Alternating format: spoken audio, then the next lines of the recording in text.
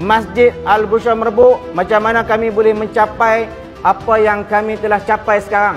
Penjenamaan semula masjid yang mana sebelum ni dinamakan sebagai Masjid Jami' Pekan Merbuk, dan kemudian 2019 mendapat perkenan tuanku untuk dinamakan semula sebagai nama Masjid Al-Bushra Merbuk. Bila kita nak bicara berkaitan dengan ekonomi, yang pertamanya tentang ekonomi masjid itu sendiri, macam mana kita nak cari duit, nak dapatkan dana dan sebagainya. Yang kedua, ekonomi yang kita nak sebut hari ini adalah tentang ekonomi Islam, ekonomi yang kita boleh membantu masyarakat kita sendiri. Minta dekat jawatan kuasa supaya kita boleh robohkan tembok dan juga pagar masjid. Kita nak memberi satu mesej bahawa masjid bukanlah tempat untuk kita tutup. Masjid adalah tempat yang orang boleh masuk 24 jam. Masjid tanpa pagar, masjid tanpa tembok. Kami tak tutup lampu sampai ke pagi. Dan rumah gad bukan berada di depan pintu pagar masjid, tapi rumah gad berada di dalam masjid. Nak bagi tahu, nak jumpa gad, masuk masjid dulu. Dan alhamdulillah selama 4 tahun kita merobohkan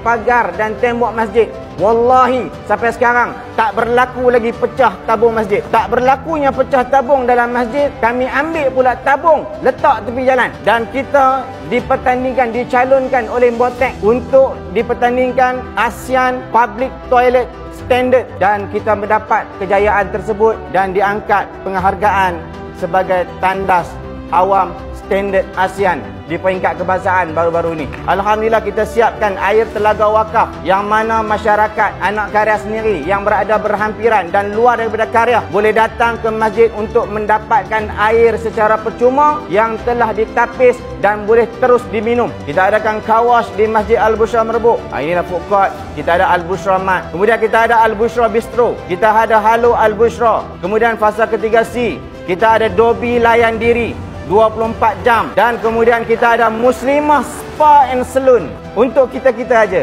Kemudian kita ada barbershop.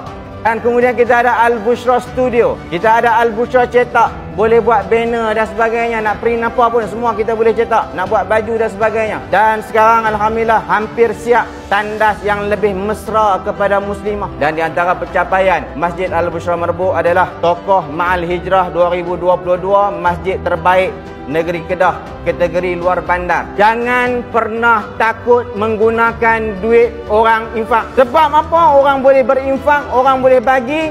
Sebab orang tahu kita dah memanfaatkan duit dia.